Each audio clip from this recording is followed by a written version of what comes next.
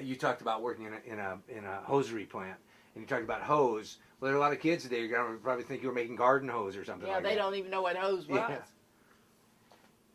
Which is interesting. You were working in that type of plant, considering that during the war, that became something that became a very wanted commodity. That's true. It was. What was so back to we'll go back a little bit to your to the earlier days when you were leaving and my mind is slipping me today. You again grew up in where was the mining? Austinville was the town we lived in where the mining Tennessee, was. Tennessee though, right? No, Virginia. Virginia. Okay, in Virginia, when you left and your family left Virginia, why did they? What was the reasoning for leaving Virginia? To go to Michigan to work. But was there? What would have your opportunity have been had you have stayed in Virginia? Yeah. Not much. It would have been working in, like, the hosiery factory or the shirt mill. They made shirts down there, or one of those. It was my mother that got us to go to Michigan. My mother wanted to work. She always wanted to work. And so my brother was gone in service then. And we just decided to go. Like I say, we had started to go to California. When we started taking that class, we thought we were going to end up in an airplane factory in California. But then they said there weren't any jobs there, that they were in Michigan, and that's how come us to go to Michigan. No, it was you and your mom that went to the to the class, right? Yes. So where was your dad during that time? Daddy was at home. He was working at Radford I believe it was Radford. He was working. No, he was working in Baltimore. He was traveling weekends with a couple more men or so, and was working in Baltimore. And he quit that job and went with us to Michigan. Oh, okay. Yeah. So while you were in school, he kind of financed that. He was working in financing. Yes. Okay. Because that's the tough part. And I can't remember if you. And our neighbor took care of my sister because she was in school. And while Mom and I were up there, my neighbor took care of my sister. But we went to Nashville and we went to Grand Ole Opry while we were there. Huh. Yeah, it is interesting because again, just the idea of leaving your sister with somebody like that. I mean, nowadays, who would you leave them with and who would you trust them with? Well, that's true. This was a family friend that we left him with, left her with long enough for us to go up there. I think we were there 4 weeks. I think that's as long as it was. And we had a real experience there. We got there, and this school that we went to, Anderson Airplane School was the name of it, that we went to. And they had a place for us to stay. And so we went to this house. It was one of those great old big houses there in Nashville. And we walk in the house, and this elder lady comes to the door, and there's a great big dog tied at the bottom of the stairs. And we have to go around that dog to go upstairs. And the house smelled terrible. When you ever walk in the house and you get an odor? Well, that's the way it was. And my mom was real funny about odors. My mother could buy out the Clorox factory. I know, I'm just like her. I get a dirty look for that. But anyway, we go up, we stay one night in that place, and my mom says, we're not staying here. And I thought, well, what are we going to do? We were in a strange town. We didn't have a car. My mom was carrying the luggage. So we go out the next day, and we find this room in this place for rent. Just one room, and it had an icebox in it, and it had a sink, and it had a community bathroom, I guess you'd say. Everybody, and there was other people in the building. And Mama rented. And it had a bed in there, and it had some cover on the bed, but it wasn't clean. So we went to the store, and Mama bought enough Damask? No, not Damask. Ticking? Huh? Was it ticking? Ticking. Enough ticking to make a cover to cover the cover that was in there so we could sleep under it. And I don't know what kind of a house we were in, but I'll tell you one thing. There was a couple across the hall from us. He come home drunk at night, and the language was filthy. My mother wouldn't even look at me when they were having their battles. And I don't know, at the night somebody would knock on the door and ask for some woman. But we stayed in that place, on that one room, until we got through with school. Hat pin. Oh, yeah. We started home. While we were there, we met this lady from our own community that had gone there, too. And so, well, not our community, but down further in Radford, we met this lady and her husband that were there. They had worked in a shoe factory down there, and they were trying to make other arrangements, too. So they had gone to the same school. And so when we got ready to go home, we were going to have to ride the bus home, but they said we could ride with them. They had a car. And so Mom said, okay, that we'd ride home with them. And when we went to ride home with them, they had another young man that was riding with them, too. And the night that we started to go home, it was awful cold. And their heater in their car wasn't working real good. So we would take turns riding, and 3 people would ride in the front seat. And Mom and I would take turns riding in the front seat. And this young man was in the back seat. So Mom rode the first few miles, first turn. She rode in the back seat. So when we got to this service station and we stopped and went in and got warm and we got started back in the car, and I was going to ride in the back seat and let Mama ride up front where it was a little warmer. And Mom hands me this hat pin, and the hat pin's about that long if you know what they are. She just hands me the hat pin. She never said a word. And I thought, what on earth? Well, I found out pretty soon what the hat pin was for. That guy in the back would act like he was asleep, and he'd take his hand and go over like that on you, like that. Well, on one time he did that, and I set that hat pin down, and that was the last time. So Mom never said a word. But that's kind of, she could adjust to any situation. And when we got in Michigan, and she worked at Kaiser Frazer too, and when Kaiser Frazer went down, Mama went to school at St. Joe School in Michigan and became a nurse, an LPN. And like I say, she could really adjust to any situation. But when she went to school, she was second highest in her class when they graduated. We went to graduation, and she was second highest in her class. I thought that was pretty good. Because I assume prior to the war, your mother didn't have opportunity to go to school. She finished 7th grade. Wow.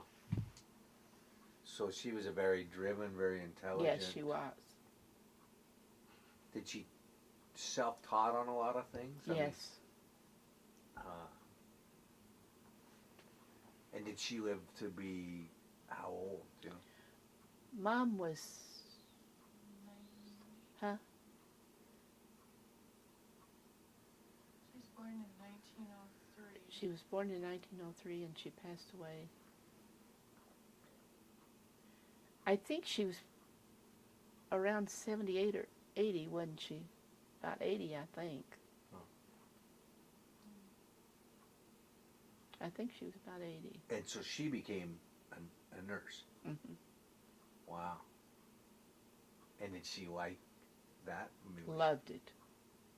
She was a good nurse. That was her calling. If there ever was one for calling, it was my mother. Did she work in a hospital or a doctor's office? She worked in hospitals and doctor's offices, and she did private duty too. And she worked in nursing homes. Mom must have been 82 because she worked until she was 80. Mom worked till she was 80. Wow. Did she wear a white uniform for her full career? Most of the time, yes. Yeah, with the little gray hat she had. just interviewed a flight nurse, and she said that, because we talked about the uniforms, which I think nurses should wear, but she said when she would go in, she trained at Swedish over in Seattle, and you'd go in and do your stuff in a room, but before you came out of the room, you needed to button all your sleeves, roll it down, get all back in, make your shoes right before you walked out of that room, or you were marked off. Oh, really? Yeah, it's a little different discipline at that Uh-huh. that era, and they did everything. You know. Oh, yeah. What was your? It sounds like you loved what you did. I did. What did you do at Kaiser out here? I started out in inspection, and I just worked all over, and I ended up in janitors, believe it or not. I had to take care of my dad because he wasn't very well, and Frank was working. Frank retired from the city of Spokane, but he had a full-time day job, so he would take care of Daddy at night, and I would work nights and take care of him in the day. And the only job I could stay straight nights on was janitor, so I had to take it. So. And that's Kaiser Aluminum, right? Yes. Yeah. Trentwood. So I do have family out here.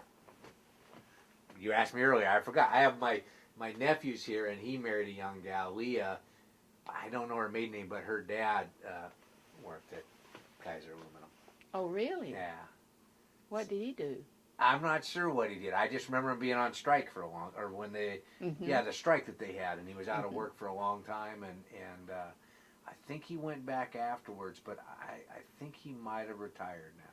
I wonder where he worked. I'll have to if I'll try to get a hold of him. I worked all over the plant, so I got to know a lot of people. Mostly their faces more than their names, though. Yeah. The way you work out there. But I liked Kaiser. It was a good place to work when I worked out there. And did you continue union out here? Oh, yeah. Yeah. So did you retire union? Yeah. I'm a union person. My dad was a union person. you get along with my brother, and I think unions are very good and have a place. You'd get along very well with my brother. It's been very good for him. He's a union operator, been one since I don't think they're as strong now as they used to be. No, it's changed, and unfortunately, Yes, with it so many has. other things, it's diluted. And the idea of a union was to give us quality workers, but now sometimes they protect the ones that they need to. That's right, clean and the that ranks. makes it hard for the good workers that's left. Yeah. I belong to the retired union workers now. So. Now we talked a minute ago about, and I keep wanting to Willow Run. Run, the community that you were in. Was it a true company town? Yes, it was. Did it have a company store in the whole 9 yards? Or? No, they didn't have stores in there. It was just it was like a barracks, really. They had a little store. I don't mean big stores. They had an area where they had a drugstore and a department store, Federal Department Stores, I think it was. I think it was the name, and a company store, a grocery store, not a company store. They never had company stores. They used to have that in Virginia. They had a company store with the mines, and Daddy and them would go buy groceries there and get script, which would be against your wages. So most of the time, by the time you got down to buy wages, there wasn't any wages there because you'd already spent them. Yeah, it's interesting because that's a thing you don't see much anymore, a script or a tab. I don't think you do. I grew up in a little Raiders grocery store where they carried a tab. They had Really? They had, each one had a name on it. They put out as like an invoice thing, and they would write down whatever. We had one store in our community where I grew up like that. And when we moved to Michigan, Daddy went back there on vacation one time, and Mr. Brawley was the man that owned the store. And he said, "Henry, you owe me 5 cents for soda, baking soda, that he hadn't paid a ticket for the baking soda before we went to Michigan." And Daddy paid him. He said, "Well, I want to pay you." Talk a little bit about when you first went to Willow Run, when you decided to go, what the trip was like, what you had, and how you got settled. Well, as I said before, we went with this lady from our community that had decided she wanted to do war work. And she left her husband with, I think, 3 kids. She didn't stay up there but about 3 or 4 weeks, I don't think, and she went back home. But we got in the car with her. It was Mom and Dad and my sister and me. And my mother took her coffee pot, her percolator coffee pot. And the only clothes we had were the clothes that we could pack in a package to take. That's what we took from Virginia when we went to Michigan. And Mom and we had been living in an apartment in Virginia then. And Daddy and him rented that apartment and left our things in it until the following spring, I think. And then they went back and they disposed of the things that we had in there. And they had decided they was going to stay in Michigan. But we drove straight through to Michigan. We didn't stay overnight anywhere. And that's a long drive from Virginia to Michigan. And it was cold. Oh, it was so cold. And we got into Michigan, and when we hired into Willow Run, they made us aware of Willow Run Village. So we went over to Willow Run Village, and we checked in, and we got an apartment that had not had the furniture set up in it. It was brand new. And the maintenance men come and set the furniture up for us that night. And we've had coal stoves. And you had to have, they had a little place built outside that you put your coal in. And people would deliver coal to you. You'd have it delivered. And they built a fire in the stove and had it going for us. I mean, they were really, really nice. And so we lived there. We lived there the whole time. And this lady that went with us, we had 2 bedrooms. And my sister and I, and the lady went with us, they had 2 twin beds in there. And my sister and I had to sleep in the same twin bed. And that didn't go over too well because she was in 7th grade and I had just finished high school. But we had to give the other lady the other bed, you know. And so anyway, we lived in that place the whole time we were in Michigan. And we had to have coal delivered and we had to do the washing. They had real deep sinks in the kitchen, and we did the laundry in the sink until somebody had a washing machine that they would put on a wagon and go from one house to the other, and you could rent it. So we would rent the washing machine, and they'd bring it in the door, and we'd do it, and then somebody else would rent it. And then they later on, they had a wash house where they had 4 washers, and they had the 2 wash tubs for each washer. And then we would manage to get up there. I don't know how we got up there. We didn't have a car. I don't remember how we got there because it's too far to walk. Seemed like we had one of the neighbors, and when they went, they'd take us.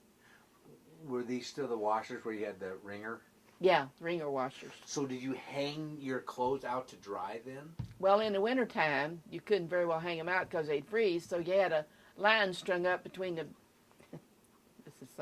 between the kitchen and the living room part. We had clotheslines. We hung our clothes up there. You know what we call those people today, don't you? Why? Rednecks. They still call them that down there. Well, because the reason But I asked, you had to make do with what you had. Yeah, no, I in probably every one you went into it was the same. It setup. was. But what I was wondering is if you hung them outside to dry when it wasn't winter. Well, of course, I guess by then you aren't firing the coal because it seems with the coal furnaces, was it? Yeah, you would sooty? Sometimes you get grit on there. But in the wintertime, it was just too cold. I mean, Michigan gets cold in the wintertime. I Real hear cold. that. Real cold. Now, I know in Montana you hang them out, but it's because it gets so cold and it just sublimes. They freeze dry. Yeah, freeze dry, exactly, Mm-hmm. yeah. Huh. So you had a car there with you in... We had a car for a little while. She went back home, and then we didn't have a car. Oh, that's, okay, yeah. She didn't stay but just a little while, and she went back home. I think she missed her children and her husband. How much money did you have when you left Michigan? When I went to Michigan? When you left Virginia. How much money did you take? Did I have? I didn't have anything. Your grandma and grandpa. They didn't have very much. I don't know how much it was, but I didn't have anything. So do you remember when you got there and started to go to work, did they give you an advance to... No, they didn't. So that first...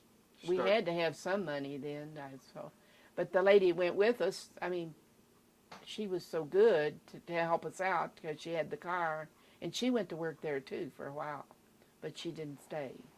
Now, it sounds like at your household, there was always somebody coming and going because you were all working different shifts. Yes, there was.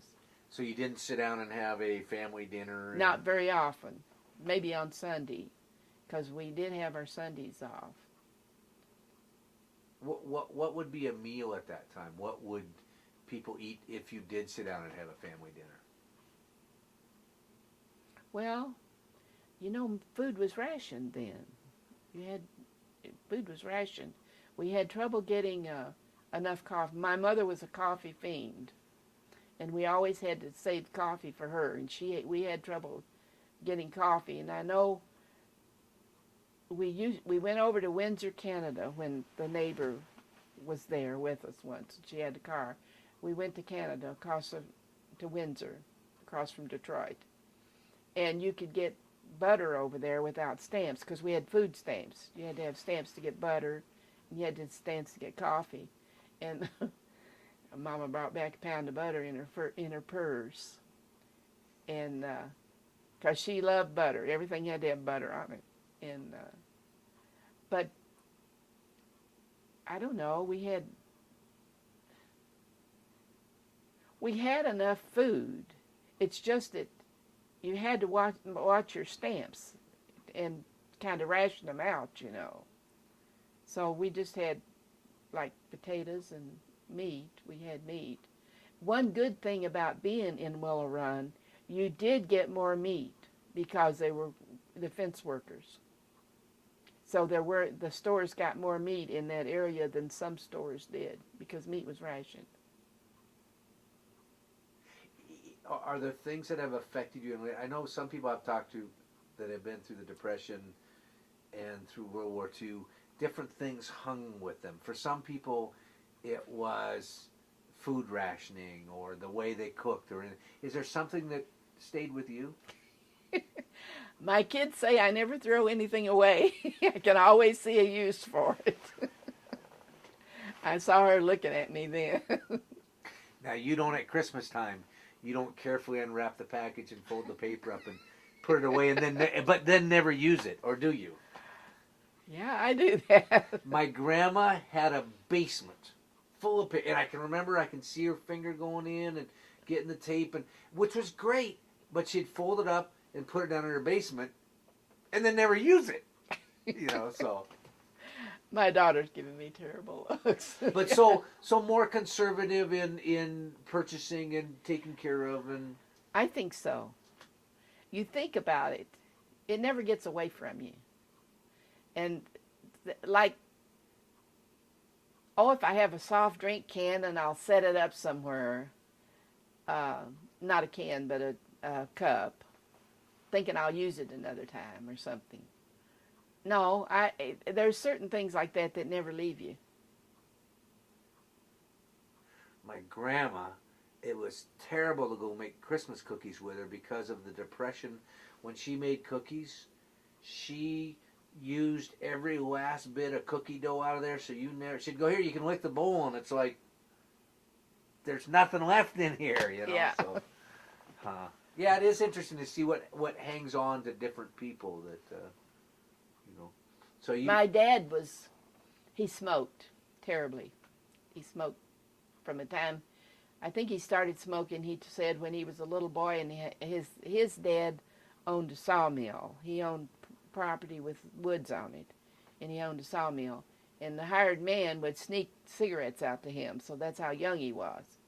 And he would smoke half a cigarette and duck it and put it in his pocket.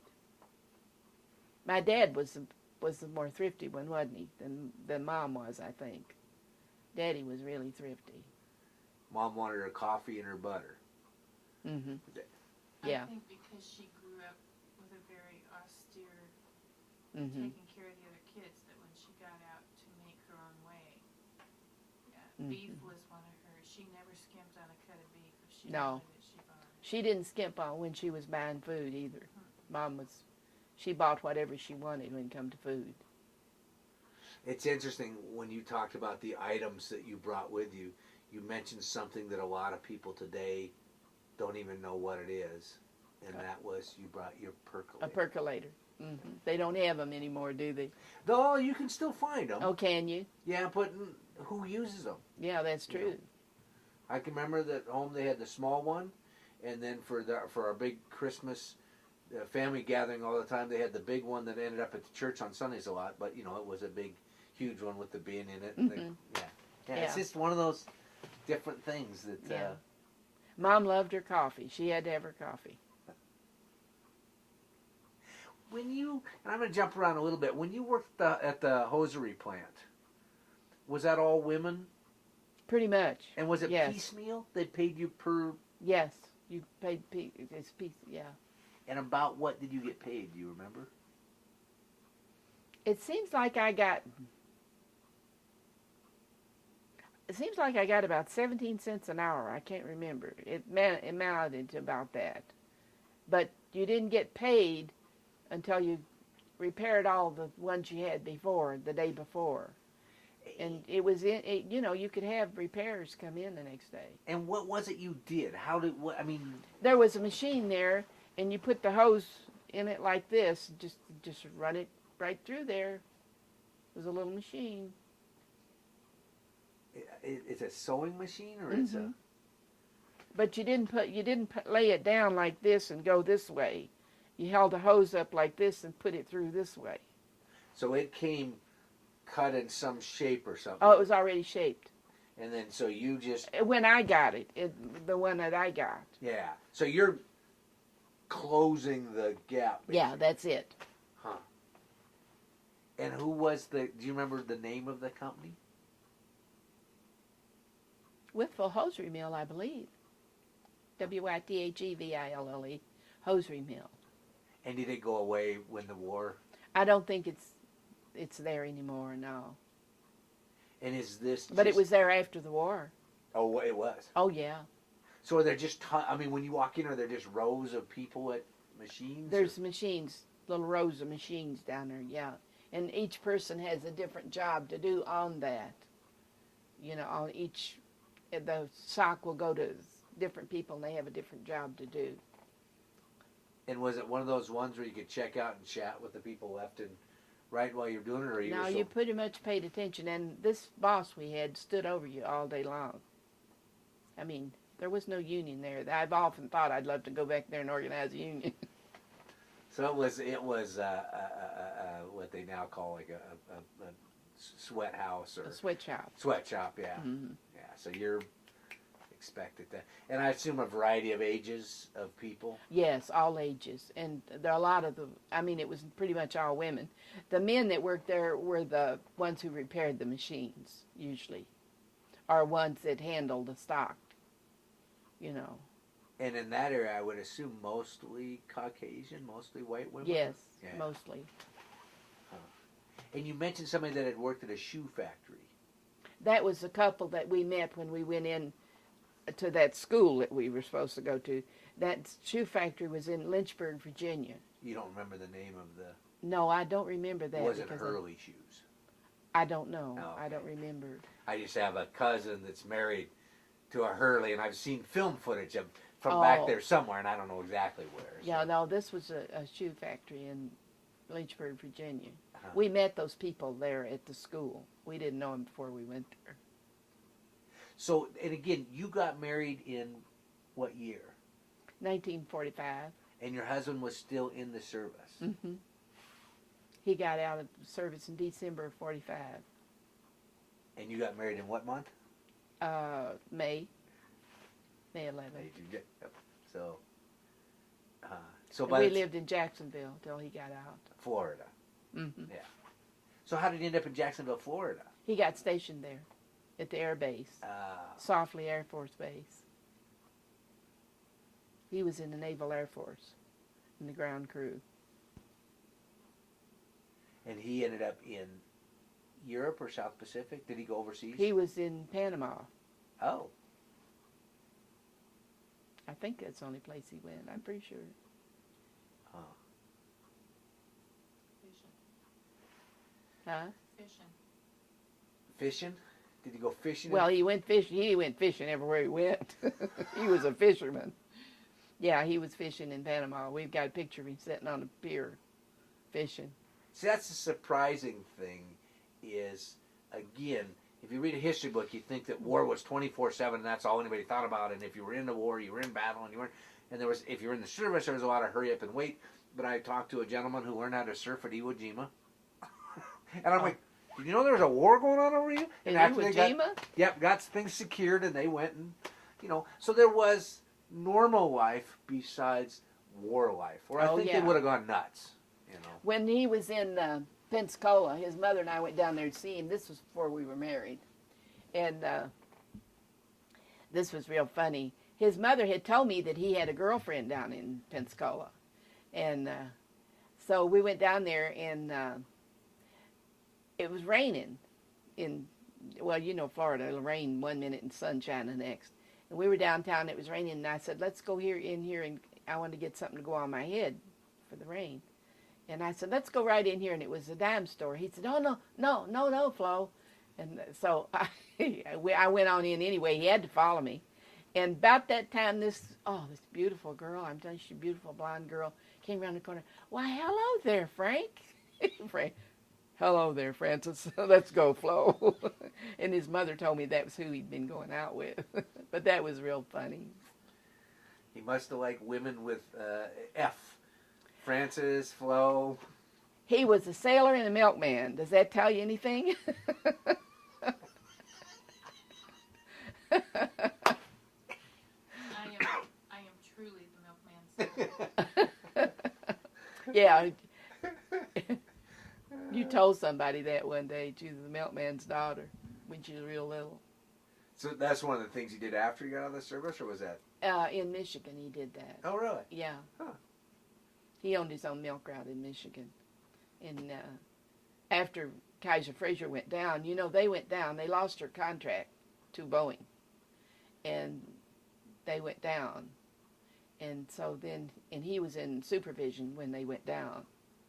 And so then he went in to the milk route. And he owned his own milk business when we left there. We sold out and came to Spokane. We lived in Spokane until we came out here. Huh. Interesting. Because again, even the idea of a milkman, I mean, they have the Schwansman now, and there's been some little pockets where they've tried to start the milkman again and all that, but it's such a different, Well, he could tell you a lot of things. Why, my brother had a friend that was a milkman, and they said that some of the milkman stories are true. Not necessarily that the milkman did anything, but he said there were times where he would deliver the milk, and Mrs. So-and-so would be there in negligee, and he'd be like, oh, I got to get back to work. So he went to collect the bill at one place, and he wouldn't go unless I went and stayed in the car. So I don't know why, but remember, Brenda, you went with us that day. had to bring the enforcer with him. Well, the ladies told him all the time that I was crazy for working at Ford Motor Company to make a living, because she was making a living better than I was, and she was having children one right after the other. So I said I thought I had the easiest one. Those were the days when he could actually find on the truck what he put on the truck the night before. Oh, yeah, we built a new home, and he built the garage with one door higher than the other so that he'd get his milk truck in, and I had to go in next to it with the car. But I was working afternoons, of course, and I'd come home at night, and I didn't see any reason why I couldn't just help myself to whatever I needed the next day, So I'd get the milk, and he got into one one of his customers' houses, and she needed some sour cream butter, was it, or sweet cream butter or something. And I had taken it the night before, and he wasn't very happy when he got in there. He had to make a trip all the way back to the dairy. Too funny. And I assume he wore a uniform as a... No, he didn't. Oh, really? Not as milkman. Really? Mm-mm. Didn't have the milkman cap and... Uh-uh. Oh. Huh. He just wore regular clothes. None of them wore uniforms, did they? Well, they didn't work for the dairy. They ran their own Well, they had their own route. They weren't working for the dairy. Oh, okay. So. Huh. Yeah, he was a sailor and a milkman. So. And you don't have any tattoos? I told him if he came back from service with a tattoo, that was the end of our relationship. I was through with him. So he didn't have a tattoo. No, that was one thing he didn't get. You didn't get them then like you do now, though. You didn't see very many of them. No, and if it was one. Yeah. Versus, yeah. You know. So. My brother never had one either. Huh. My brother and Frank, my husband, were real good friends. My brother didn't like it if I went with anybody else. He liked Frank. So. Little protective. Yeah. Yeah, my brother was. I'll tell you, he was more strict on me than my folks were. I did anything, I had to have his approval. He was. And I said, his daughter, Kathy, I was talking to her and I was telling her how strict Charles was on me. She says, well, how do you think he was on me? And he was. He was real strict on her. Because it was not your mom and dad, it was him that said, yeah. Go back and change. Yeah. What did he end up doing after the service? He was in insurance. Oh, that's right. He wanted to be an aviator, but your mom wanted to. Yeah, Mom didn't want him to fly anymore. So, no, that she'd had enough of the flying. And there were a lot of flyers that were available then, too, for the airlines. Yeah. Except for the women. They said, thank you very much. And we don't want you. Yep. Yeah. Well, there were several of us that stayed there after the war. And, you asked me about the men, if I ever had any trouble with them. I don't know, but the men I worked with were all maintenance men, I worked with the riggers more than I did the hookers. The hookers, that is a man that puts things on cranes, incidentally, that works out of the department like production, where the riggers are the maintenance men. And so I usually had the maintenance men to work with. And they were all real nice. One of the foremen that I had at Kaiser was from Seattle. And he had worked maintenance, and he was had worked construction an awful lot. And he helped build that tower, the tallest tower or something over in Seattle, or bank building, the real tall one. Oh, yeah, there's the newer one is the bank building. Smith Tower was the tallest for years, but then is it First National Bank or one? I forget which bank went up there, but yeah, there's the. Mm-hmm. He helped build that, and then he worked in Alaska on construction. But they became real good friends of ours too. He and his wife, and they came back to Seattle afterwards after Kaiser went down. Huh. Most people out here don't even know that Kaiser made automobiles. Mm-mm. So I said I'm going to have to go do some Google research to see. And they made the Kaiser and the Fraser and the Henry J. They did a lot too. They made a lot of them then. So the Henry J, did they name it the Henry J to kind of after Henry Kaiser? Well, to snub their nose at Henry F. Henry Ford. No. No. Kaiser didn't have. When Kaiser went there, Kaiser Fraser was the company that had been making automobiles, not Ford. Kaiser didn't have anything to do with Ford. Kaiser had something to do with Fraser. And there were workers there that were from the Fraser company that had made Frasers. And that was who my boss was when I worked in the office. He wasn't a former Ford guy. Huh. And there was kind of a little bit of friction between the two. The ones that had worked for Kaiser and for Ford. Kaiser hired the former Ford workers. Huh. Wow. Kaiser was a good company to work for then. They were really good, Kaiser Fraser. And Fraser slowly disappeared and it's only Kaiser, or was it still Kaiser Fraser? It was Kaiser Fraser. Okay. Fraser was before, not after. Oh, is that right? Mm-hmm. It's interesting. I was on the Columbia River doing a shoot and got to go into a plant where they were doing the metals, and to see it all melted and all that, and it's just fascinating to me. Where was that? It was on Down the by Hood River. Is that- the aluminum plant? Yeah. Where at? on the Columbia River. Oh, yeah. Yeah.